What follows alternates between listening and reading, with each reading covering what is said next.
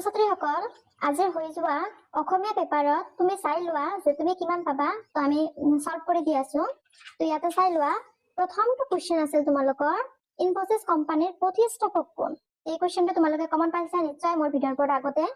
তো ইয়াৰ আনসাৰটো হ'ব ব্ৰায়ান মূৰ্তি সেকেন্ড কোৱেশ্চনটো আছিল কি অসমীয়া জাতিক অধিক কটকটীয়া কৰিলে তো ইয়াৰ কোৱেশ্চনটো হ'ব ভাষিক সংমিশ্ৰণে নেক্সট কোৱেশ্চন তোমালোকে চোৱা শৰ্ট কোৱেশ্চনৰ ভিতৰত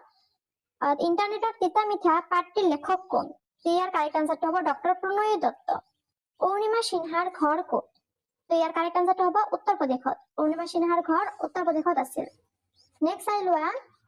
7 নম্বৰ কোৱেশ্চনটো পল কোন শ্ৰেণীত পঢ়ে তো পল নৱম শ্ৰেণীত পঢ়ে 6 নম্বৰ কোৱেশ্চনটো আছে লেখকে ইৰাণলৈ কি দায়িত্ব লৈ গৈছিল ইয়াৰ কাৰেক্ট আনসাৰটা হ'ব তেলৰ বাবে চলোৱা খনন কাৰ্যৰ বাবে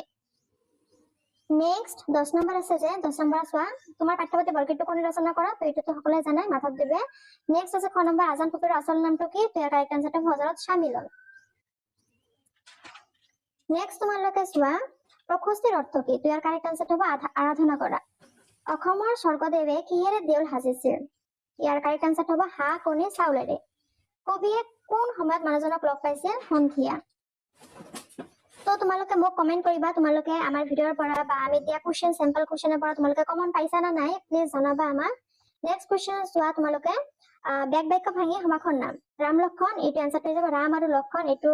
সমাস হ'ব দ্বন্দ্ব সমাস নৱৰত্ন নটা ৰত্নৰ সমাহাৰ দীৰ্ঘ সমাস হাঁহি মুখ হাঁহিৰ মুখ তৎপুৰুষ সমাস যিকোনো এটা লিখিব দিছে মই গোটেইকেইটা কৰি দি আছো যিসকলে কৰিছে চাই ল'বা নেক্সট আছে তলৰ যিকোনো এটা সন্ধি ভাঙা তো এইটো হ'ব উচ্চাৰণ উদ্যোগ চাৰণ নাবিক নিয়োগ এক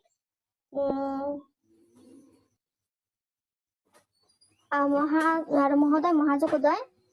সরি এইটো নিয়োগ এক নহয় নৈযোগ এক হৈ যাব নাবিক নেক্সট তোমালোকে চাই লোৱা যে সৰল বাক্যলৈ পৰিৱৰ্তন কৰা তো ইয়াৰ কাৰেক্ট আনসাৰটো কি হ'ব পৃথিৱী যে ঘূৰণীয়া হয় সেইটো সকলোৱে জানে তো সৰল বাক্য হ'ব সকলোৱে জানে পৃথিৱী ঘূৰণীয়া বা এনেকৈ লিখিলেও হ'ব যে পৃথিৱী ঘূৰণীয়া সকলোৱে জানে যেটো লিখিবা হেতুই হ'ব নেক্সট চাই লোৱা নেক্সট আছে মধ্যাহ্ন বা মধ্যাহ্ন হোৱাৰ কাৰণ ৰাৱণ ৰৰ পিছত থকা দন্তন মধ্যাহ্ন হয় কাৰণ এইটো সেমে হ'ব নেক্সট দুষ্ট টবৰ কাৰখাৰে যুক্ত হলে দন্তন মধ্যাহ্ন হয় তাৰ পিছত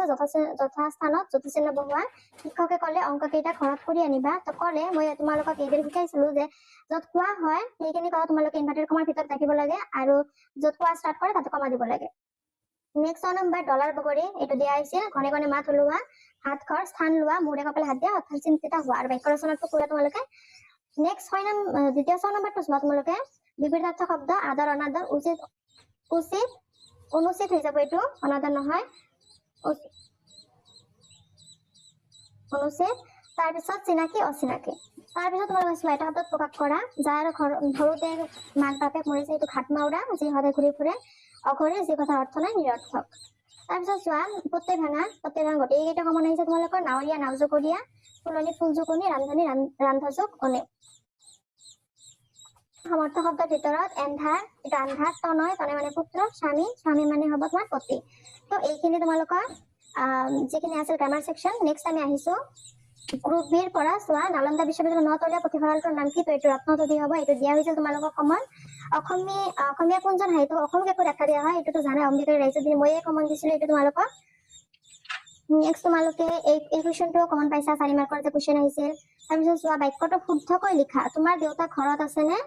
তো এইটো হ'ব তোমাৰ দেউতাৰ ঘৰত আছে নে এইটো কমন পাইছে তোমালোকে পঢ়া উপৰ্গ ব্যৱহাৰ কৰি এটা শুদ্ধ বাক্য লিখা তো এইটো পৰাজয় ওৱৰ্ডটো লিখিবা তাৰপিছত বাক্যটো লিখিব দিলেই হ'ল তো এইটো মই তোমালোকক দিছিলো আগতে যিসকলে আমাৰ ভিডিঅ' আগতে চাইছা সেইটো তেওঁলোকে জানা তাৰপিছত দেখা যে অনুসৰ্গ বহুৱা এনে ধৰণৰ অনুসৰ্গৰ কোৱেশ্চন তোমালোকক মই দিছিলোৱে তুমি এইটো আছিল টেষ্ট স্কুললৈ নগলা তো ইয়াতে হ'ব তুমি দেখোন অনুসৰ্গটো দেখোন হ'ব